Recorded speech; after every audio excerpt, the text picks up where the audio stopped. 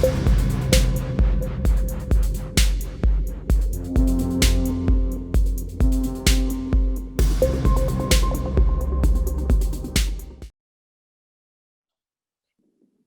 then we're going to start once again. For those that just joined us, thank you very much for being part of this virtual event. We had a little bit of a technical glitch, but now we are here together. And on behalf of the Embassy of Colombia here in the UK, we are very happy to be able to be part of this event with the Instituto Cervantes of Manchester and Leeds, and of course, with Isabel Bermúdez and with Richard Gwyn. I have some words here that I would like to share with you. And Isabel Bermúdez's poetry reflects on the ambiguities and challenges of a dual identity. Writing in English, Bermúdez is well placed to act as a conduit between the culture and poetical heritage of Colombia and her adopted country. Isabel will read from her most recent selection of poems, Serenade, that was launched in 2020, and from Extranjeros, that was launched in 2015, leading into a discussion of the wider themes and concerns of the recent Colombian poetry in works by Dario Jaramillo, Piedad Bonet, Raúl Gómez, Hatín, and Rómulo Bustos Aguirre. What, if there are any, what are the common links that drive the poetry of such writers? What are the points of intersection between the poetry and the wider literature of Colombia? How pervasive is the presence of colonial past in Colombian poetry, and in what ways has the heritage been changed? Isabel Bermúdez will be joined in discussion on these topics and more by Richard Gwyn, Professor of Creative and Critical Writing at Cardiff University and translator of The Other Tiger, Recent Poetry from Latin America in 2016 and Impossible Loves of 2019. So, Richard and Isabel, thank you very much, and the floor is on you.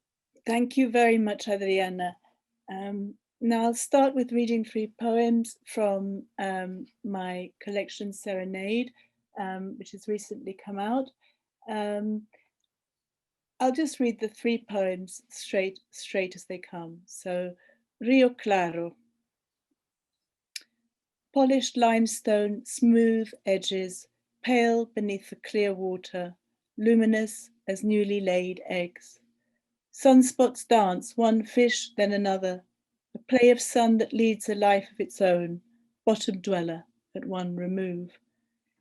Here in the mountains, warring factions raid sleep's borderlands, and the river carves her long and complicated history. Los Paras with their rhetoric of purity, La Guerrilla, marching leaf-cutter ants, and innocence, this brilliant white light. The river wears it like a new dress, slips it over a layer of bones.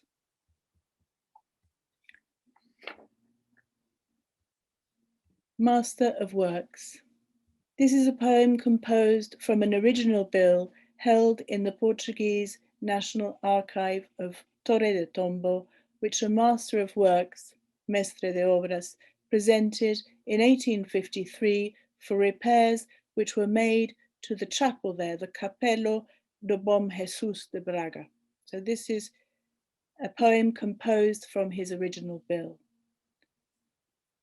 For correcting the 10 Commandments, embellishing our Lord, and changing the cords around his tunic, for 1 new cockerel for St. Peter and for painting his crest, for gold paint and new feathers on the guardian angel's right wing, and for washing the Son of our Lord and painting him, for removing all stains from Tobias's son and giving earrings to Abraham's invisible daughter, for brightening up the flames of hell, the devil's tail and various adjustments to the sinners, for a new infant to hang at the neck of Our Lady, and for all the work to the sky, for decorating it with stars and washing the moon, for composing Herod's hair and costume, for retouching purgatory and putting in new souls, a stone at the base of David, as well as thickening Saul's hair, and lengthening Tobias's feet. For decorating Noah's Ark, modeling the belly of the prodigal son, and cleaning Santinoco's left ear, for nailing a star which had fallen from the foot of the heavenly choir, for giving St. Michael new boots and cleaning his sword, and last but not least, for cleaning the devil's fingernails and horns, the sum total of 2,545 reales.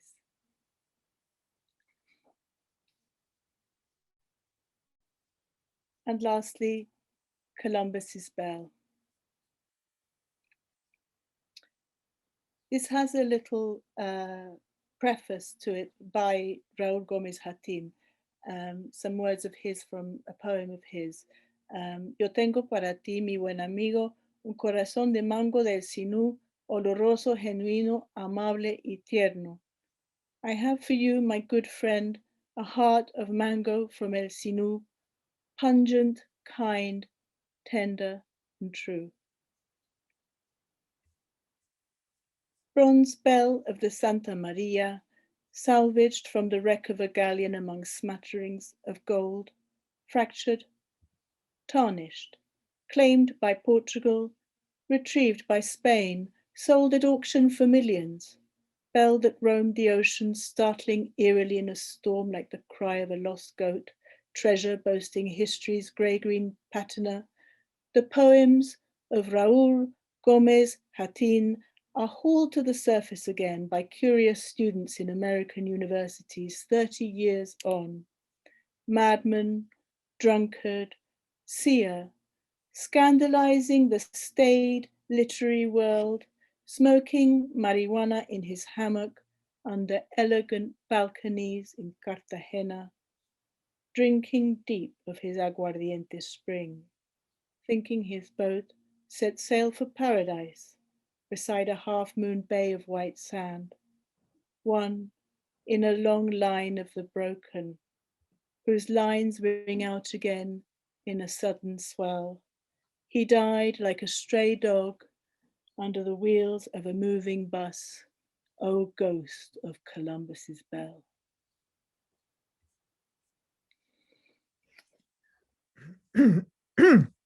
Thank you very much for those poems, Isabel. I wanted to start off by asking you a little bit about your Colombian heritage, because of course your poetry is written in English, and I'm sure you could explain why that is. Yes. But could you just tell us a little bit about your background and your heritage and how you came to be a poet in English? Yes.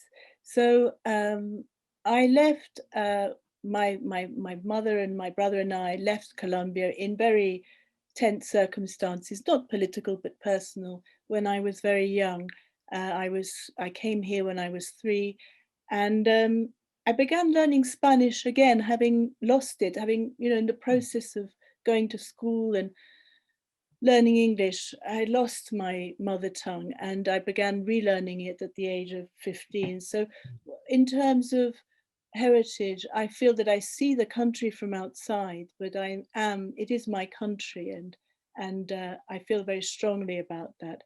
I write in English because it has become my mother tongue in the loosest or strictest sense, if you see what I mean. Mm-hmm. Yeah.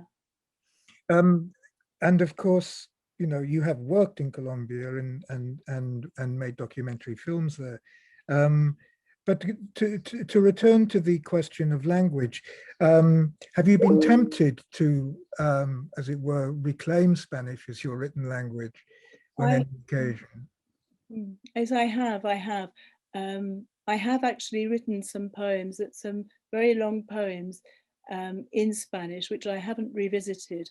I think perhaps one day, it depends. One has to be surrounded by the language and to be living there again, perhaps, in order to write in Spanish again. I think it's very hard when one is surrounded by English and living and working here. Yeah. Again. Yeah. I understand. Actually, it reminds me in a kind of contrary way of the story of Eduardo Alfon, the Guatemalan novelist who made for whom English became his mother tongue when moving to Miami at the age of about 3, and at the age of, in his late 20s, decided to reclaim Spanish as his writing language, and has since made a career as a novelist, which is a kind of interesting kind of a contrast to your own story. Yeah, I think, you know, I would quote, I went back to work and live and work in Colombia. I worked at City TV in Bogota, and I made several documentary films, like camera and director. To do some of them, you know, El Corazón de la Basura was about a community of recyclers faced with desalojo, with being thrown out, evicted. Another one was about Mujeres Comprometidas con Colombia, so women involved in human rights work. And I think, you know, also in the process of doing that, I was involved in archive research on human rights in Colombia. And I have to say that it left a psychic wound. You know, it definitely left a wound on my imagination. I think I'll quote Garcia Marquez and say that, you know, no es lo que uno vivió, sino lo que recuerde y cómo lo recuerda para contarla. It's not what you live that matters, it's what you remember and how you remember it that matters. Yeah, exactly. Very apt citation. And it bears thinking about whether or not, you know, you've told me that you don't find yourself having a particular belonging or a place in Colombian literature, not by design, but that you find that you have some parallels in your preoccupations and common experiences. And I would add to that, no doubt, heritage. And your grandmother was a celebrated Colombian poet. So how do you see yourself in terms, very briefly, of that heritage in your writing? So yes, I mean, as I have said to you, I reiterate, there are parallels in my concerns and in my experiences. I think with Colombian poets, like, for example, Piedad Bonet, that we'll talk about, I also feel that that the nostalgia for childhood, if you like, which is very evident in Extranjeros. You have said yourself, Richard, that reading Jaramillo's work on his, or hearing him talk about his childhood, is as if he was having a kind of extended hallucination. And I think there is this hallucinogenic quality to childhood. And the things that I remember from going to Colombia to visit my family, to go to the farm, to visit my great aunts a lot. You know, it wasn't very long, and we didn't go that often, but it did. Certain images, the butterflies and the fields and the farm, they stuck, and they have lodged in my memory, and they have converted themselves into metaphors, if you like, in the same way that one finds certain, you know, Colombian images, if you like, recurrent images, like the mango in Bustos Aguirre, or the butterflies in Garcia Marquez, or the bull in Piedad Bonet. Yes. Yeah. I see. And of course, you know, that heritage is evident also in your reading and in the epigraph of the poem that you read from Gomez Hatin. And what role he plays a peculiar role in the history of kind of contemporary Colombian poetry, doesn't he? He's an outsider. In what way do you see he has impacted on your work or your reading of contemporary or recent Colombian poetry? Yes. Well, he is somebody who was very much on the outside and self-styled as an outsider. I think all poets tend to self-dramatize somewhat. I think it's part of the affliction of poethood, you know, and I think Gomez Hatin was a great one for that. And it would ended up tragically. Of course, he went mad, and he ended up committing suicide. We don't know if it was suicide, but anyway, he ended up dying, as is in my poem In the Street. His poems are varied. He has a very, he wrote a lot of, really, compared with some poets, and it went from the adoption, the sort of symbiotic adoption of historical figures that you see sometimes in Borges, you know, when one imagines oneself to be Mary Stuart, or to be Sherazada, or to be Julius Caesar, you know, and there is this kind of internalization of the past. And when confronting colonial history, I think you know, he takes the side of the loser. He's always the victim. He's always the outsider, and it sort of has a wider resonance in terms of Colombia and what has happened to Colombia. I think he is actually so singular and so important a figure. Yeah. And that sense of the vanquished, you know, not only in terms of, you know, recent Colombian history, but also in terms of the inheritance of colonialism. And so in a poem like El Rey Moro, he's on the side of the vanquished, and you see him disappear like an espejismo en medio de la Sahara. And as you say, and another character, you know, whom we call Montezuma, when he's talking about in another poem.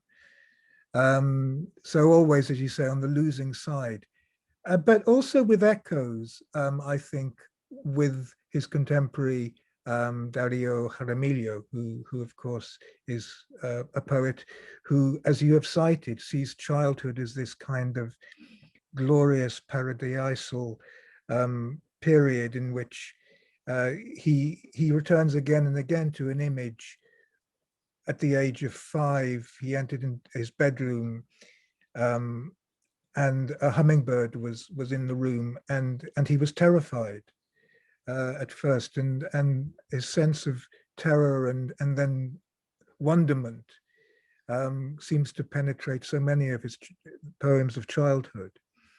It's also that's absolutely right. There is this, I think, one simple explanation for it is that when we are children, we see the world differently visually. We see it is much more vivid. Than we gradually, as we leave childhood, physically our sight changes. And this is one of the things that has occurred to me, that this might be part of it, but also it is, for so many poets, a golden time, you know, and I'm thinking of Bustos Aguirre and his Edad Dorada, his golden age.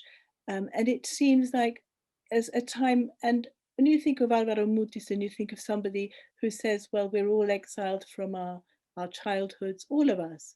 It is a common experience, but in Colombian poetry, it comes across in a very singular way with these great poets, Bustos Aguirre, Jaramillo. Yeah, and would you be able to read a couple of poems by Gomez Jatin for us? Absolutely, yes. So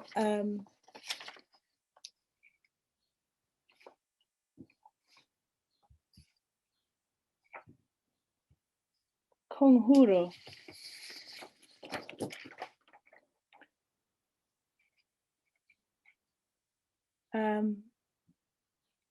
Sorry, I think I will read. These are on the screen that you're seeing now, are the extracts that Richard was mentioning from poems from the historical figures by Raúl Gómez Jatín. And you can see there that we have from Sherazada, which is the myth of the Moorish monarch who was going to execute his new lover every night. He was going to take a virgin every night and execute her, and then get a new one in the morning. But Sherazada, his lover, kept telling him stories and more stories. And so when dawn came, he was interested, and he couldn't kill her, and he let her live. And so those are the the that make up that the 1001 Nights. And here in Sherazada, Gomez Hatin says, the artist always has a mortal enemy who exhausts him in his interminable work and who every night pardons him and loves him himself. So yes, I will then read two poems by him. One, moving on, I will read Conjuro, and I will read Me Defiendo. So these are key poems in an understanding of Hatin. So, Gómez Hatin. Los habitantes de mi aldea dicen que soy un hombre despreciable y peligroso, y no andan muy equivocados.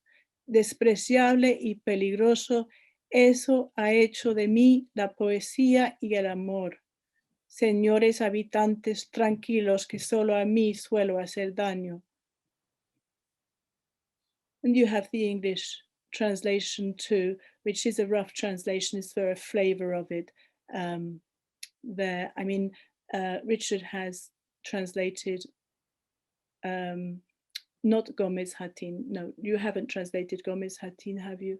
No, but I think he has been translated. I think some of his things. Yeah, yes. In the States, yeah. Yeah. So that gives a sense. And then Me Defiendo.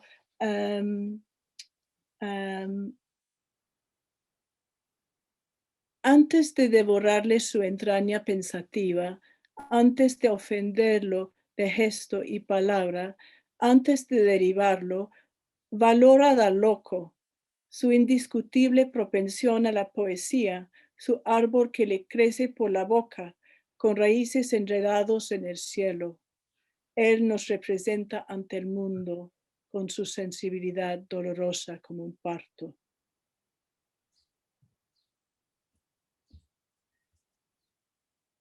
Thank you very much. I know that we have limited time, and we particularly wanted to say something about Piedad Bonet, who you have a particular affinity with. And I was struck, because I've translated several of her poems in The Other Tiger, by a particular poem that is ostensibly about her father, but which also seems to represent a rather severe interrogation of masculinity, perhaps of Colombian masculinity in particular. And the failure of certain values of prayer, of parsimoniousness and hard work that render the father in the poem a real man, his grandfather, her grandfather, the speaker's grandfather would have said. The values, of course, which Gomez Hatin so violently opposes, those traditional values. And these male, if we can call them absences, seem to correspond to a failing of masculine prerogatives in Colombian and perhaps Latin American cultures in general, as indicated, for example, by the extreme violence against women. I mean, I'm thinking of poems like Maria Rivera's poem, Los Muertos. Okay, this is Mexico, but much of what's been going on in Mexico since the turn of the current century was happening first in Colombia.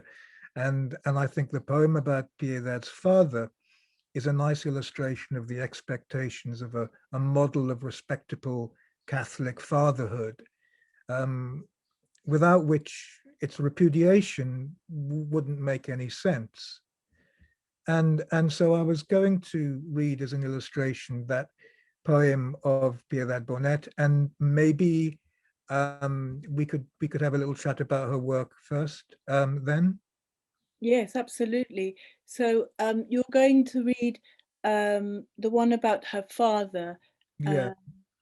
I believe we have that as well. We have limited time, so much of this was planned, but we've had to cut it here on the screen.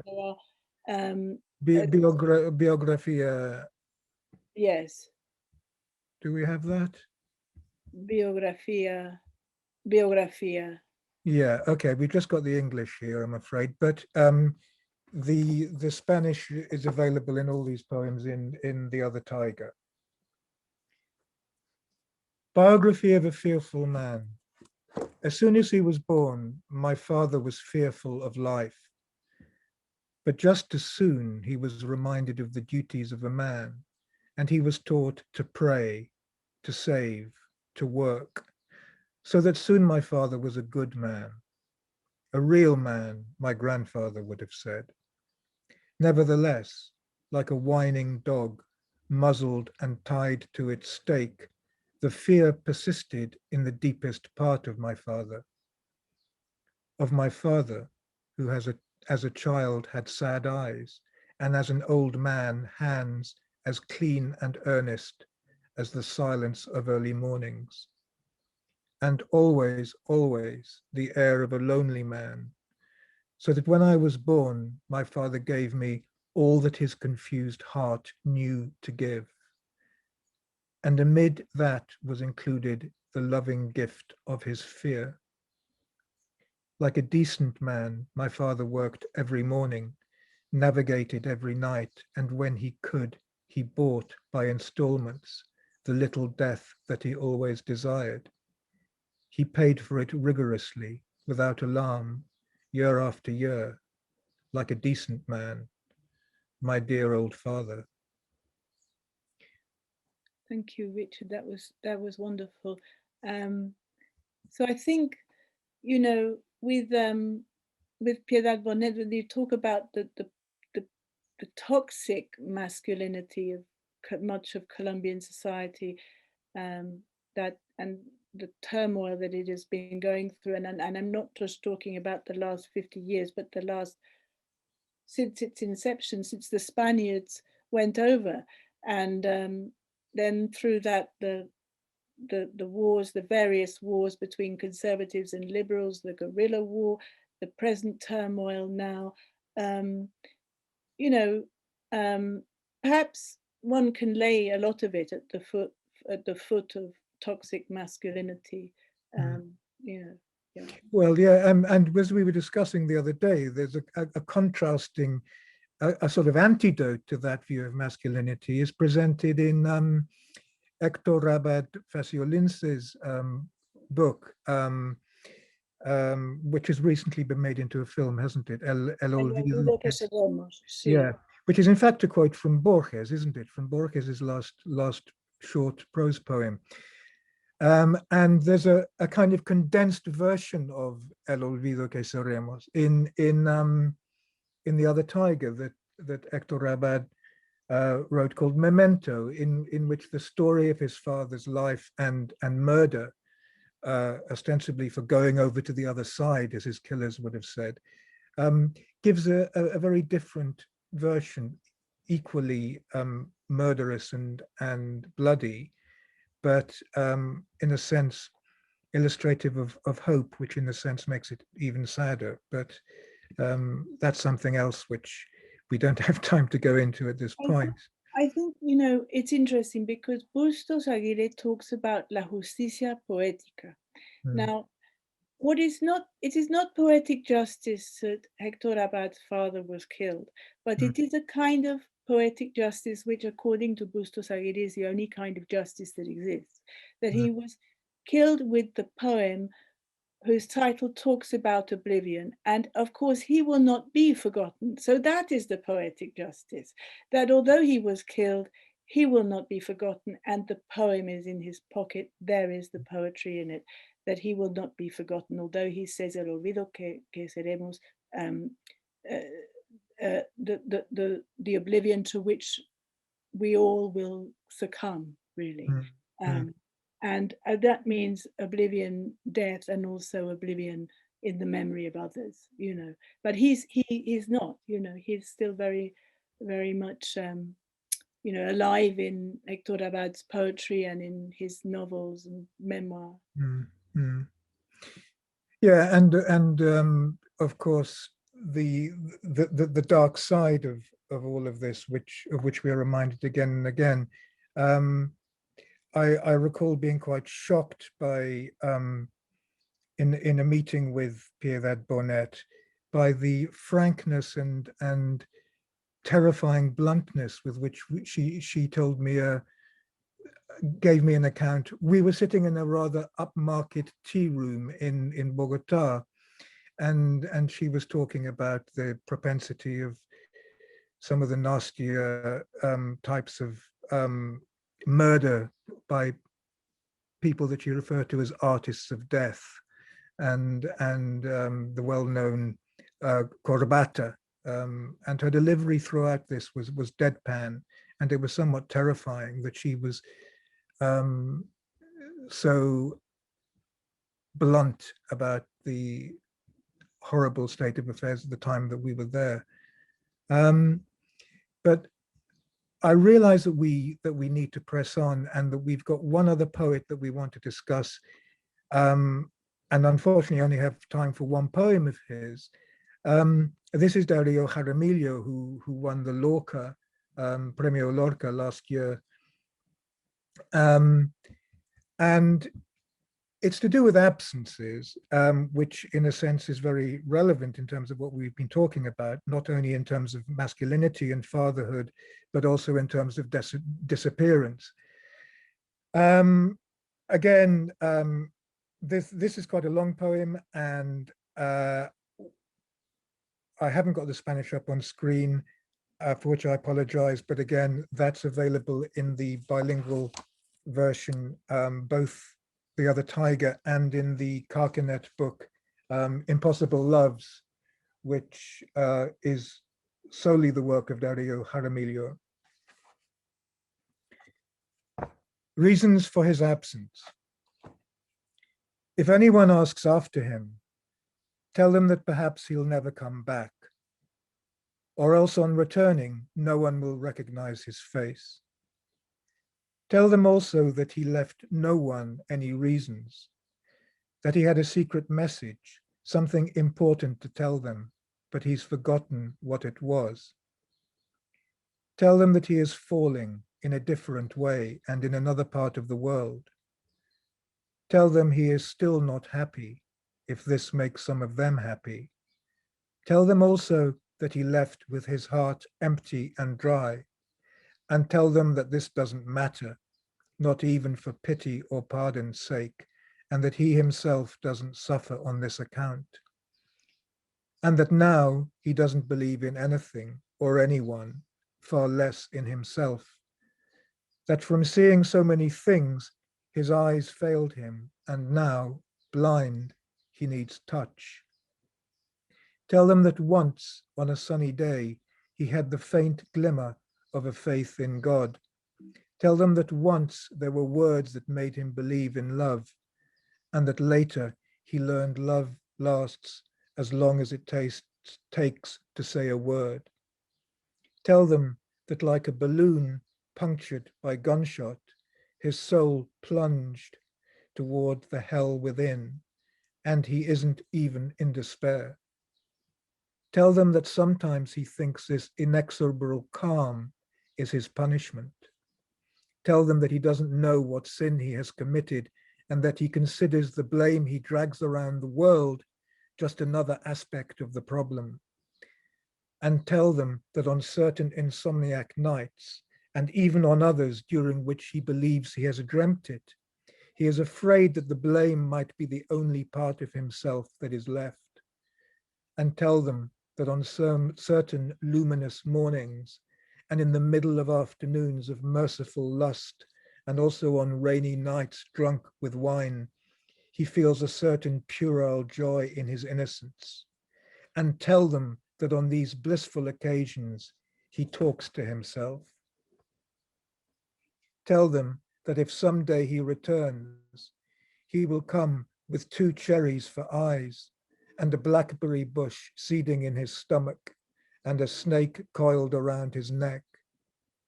And nor will he expect anything from anyone, and he will live his living honorably as a fortune teller, reading the cards and celebrating strange ceremonies in which he will not believe, and tell them that he made off with some superstitions, 3 fetishes, a few misunderstood instances of complicity, and the memory of 2 or 3 faces that always come back to him in the darkness, and nothing. Fantastic. I'm so sorry we couldn't have the Spanish up at that time as well, because it's much better. The translation's pretty good too.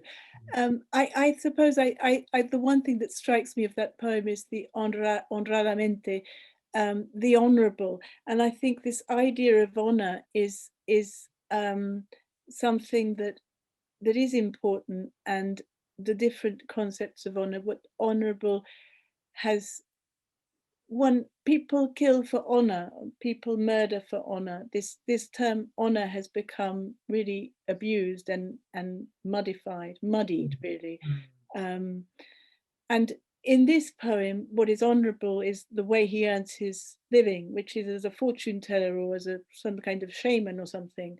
So the officio, if you like, of the poet is honorable, but it's also, in respectable terms, or in the eyes of society, something quite dodgy, really, bit like a yeah, it's ironic, isn't it? Also, I mean, we've commented before on the elevated or baroque language and incantatory style of Jaramillo's work, which creates a strange juxtaposition with the content, which is often to do with a life of kind of sensual dissolution. And Jaramillo's work, ironically, was for a long time as cultural director of the Bank of Colombia, and he was himself in 1989 the subject of a car bomb attack. It wasn't intended for him. He got into the wrong car and lost his right leg in the process. And he actually, his absent right leg has become the subject of several poems of his. So it's in a curious turn in which he turns infirmity into a source of celebration in a peculiar way. But there's so much curiosity in Jaramillo's work. And in this poem, the notion of exile of the unnamed protagonist, whether it's literal or metaphoric, is never made clear. And of course, there's another element in Dario's work, both here and elsewhere, of invisibility or absence implying something other. You know, there are several poems of his which celebrate kind of doubleness or the sense of an echo, very much in the style of Borges and Borges and I, if you like. And you've talked in your introduction, I mean, The Other Tiger is a wonderful book, and I recommend it, and it's divided into sections, so loose themes, which bring together poets of the continent, not just Colombia, but also other poets from the continent. And you've talked of the paradox and the absence and the play he has with doubling. And it's something very, very integral to who he is, both as a person and as a poet, I think. From what I have read of him, talking about Tu Piedad Bonet and through his poetry, he very much felt that he had his day job in the Banco de Colombia and he had his writing, and these two things were separate, and he very much sees himself as a non-looker and as an observer. And in order to observe, he must have a job, which it takes him away from that. And that is part of the doubling that you're speaking of. You know, his life, he lived doubly, and it worked for him. It works for him. You know. Yeah, and of course, you know, in perhaps going back to Gomez Hatin, this doubling of the self is relevant to his conjuring of others in the poems, which he often calls his brothers, those beings that are times companions, and at other times, perhaps equally convincingly, projections of the self as other. And one wonders, you know, as an only child, he may well, going back to childhood, he may well have conjured these brothers from an early age as imaginary others, you know, along with those kinds of paradisical memories of the farm and the hummingbird and his father that you hummingbird, mentioned at the beginning. Yes, yeah. yes. But in a kind of dark way, these others have evolved into chaotic, wild characters given to excess, usually addicts to drugs or alcohol, and more than one of them commits suicide in his poems. So, you know, there's very dark zone as well to these poems. I think in the poetry, if you take somebody, you mentioned Gomez Hadini, if you take him, he seemed to have lived the crucifixion almost, you know, whereas Dario Jaramillo has a much more equanimous and a much more mature view of life and view of work and, you know, view of what it is to conduct oneself in the world. And unfortunately, Dario Gomez Hatin didn't, if he had perhaps been part of a wider movement of poetry lovers or poetry, if he had been part of something bigger, perhaps he wouldn't have suffered so much or even ended up under that bus in Cartagena. And I'm thinking of the Festival de Poesía de Medellín here. Yeah, of course. I mean, he would have been an ideal candidate for that. Yeah. So with poetry as political, exactly. Political weapon, poetry is as something that can change the way people see the world and see themselves in their relations with the world and others. Yeah. And I can vouch for the fact that it's the most fabulous poetry festival in the world. You know, it's absolutely astonishing. And, you know, in the year that I went, I believe the slogan was for 1,000 years of peace. And, you know, you can't really get much more optimistic than that. Well, I think things are going to change in Colombia. There will be change and there is change, and we just hope for the best, you know. Yeah. I'm not sure how we're doing for time because we started a bit late, but we were going to have some questions, weren't we? Well, it's 1 minute to 7, but we did start almost 13 minutes later. So if it is okay with everybody here, we can take a couple of minutes. It would be very interesting to hear some questions. I'd like to thank, of course, the Instituto Cervantes and the Embajada de Colombia for giving us this opportunity to talk about poetry, which has been so pleasurable tonight. Yeah. Oh, I'd like to echo that. Thanks to both the Instituto and to the Colombian Embassy. Isabel, that you did mention the duality that you have and how through poetry you have discovered your Colombian roots. And we were, before everybody else joined, we were saying how you still have a Colombian accent. But would you maybe have something to say in what do you think is the best way in which you can connect to Colombia when you write in English, and why did you decide to write in English as Spanish?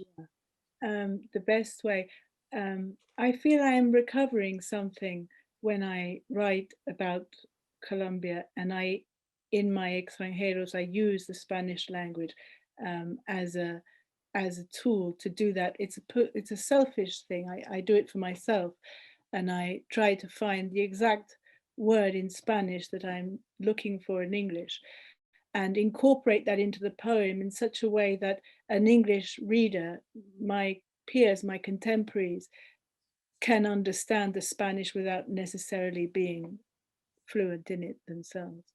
And I think I do that in extranjeros, and it has been, it was a great process of recovery. My great aunts had died, we had lost a farm, and there was a great amount of loss in my life, and I wrote it as a response to that.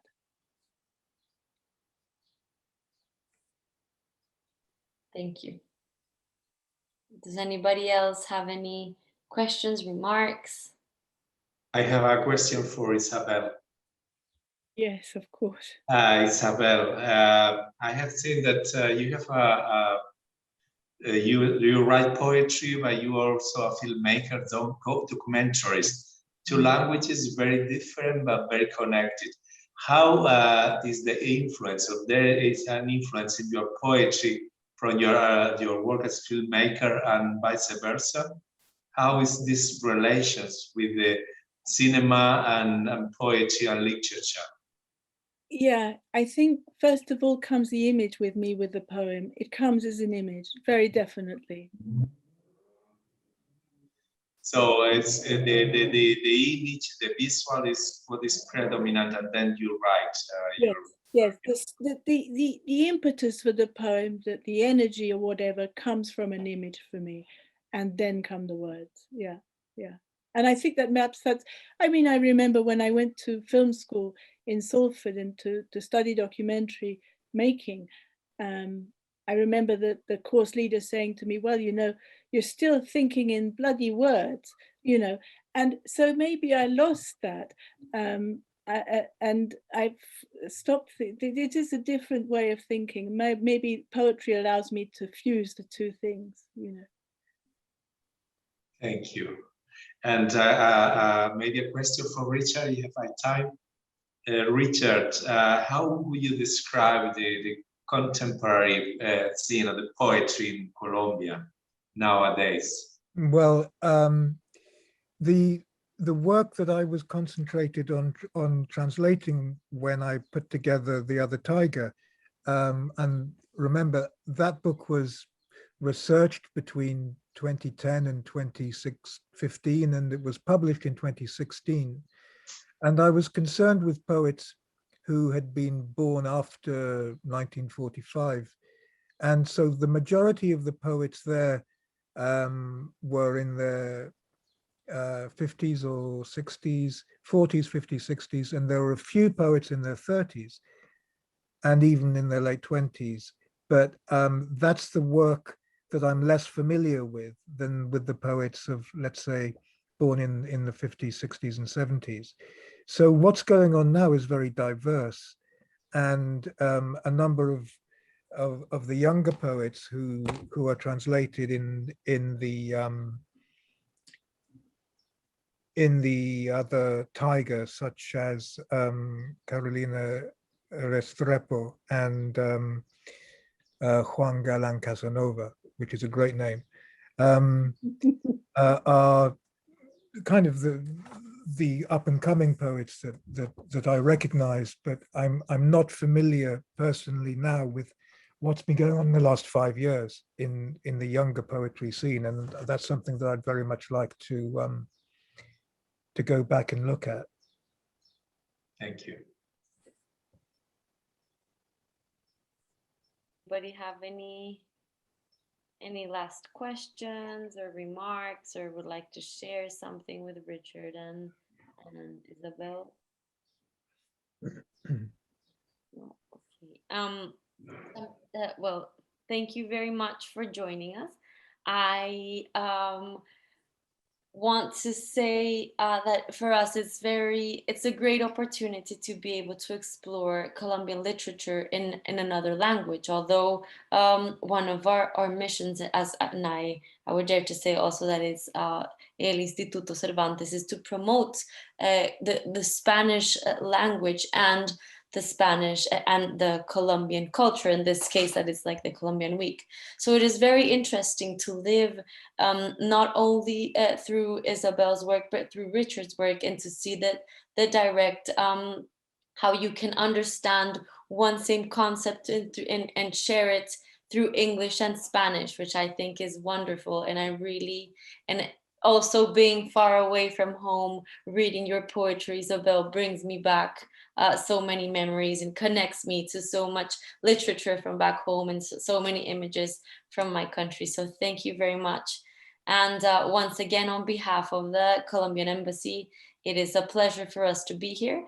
And we hope that we can all you can join us again in some next events. One last thing that I would like to mention, we do have the book of Isabel, Serenade, and you can find it, and as well as I'm trying to share my screen right now, but something is happening, so give me 2 seconds. Yes, we're having some little technical issues today. Okay, wait, let me see, share screen here. Okay, so you can find Isabel's Serenade and also Richard's Gwyn book. They are, if I'm not wrong, please correct me, Richard and Isabel. You can find them on Amazon Waterstones. And as for Isabel, these are the two web pages. This is oh, Isabel, you're going to have to help me with the pronunciation, because although you told me, I forgot. Yes. This is the press with the impronounceable name, Paika Kariki Press. Pie like apple pie. Yes, you did say that, and as soon as I had to read it, of course, I forgot.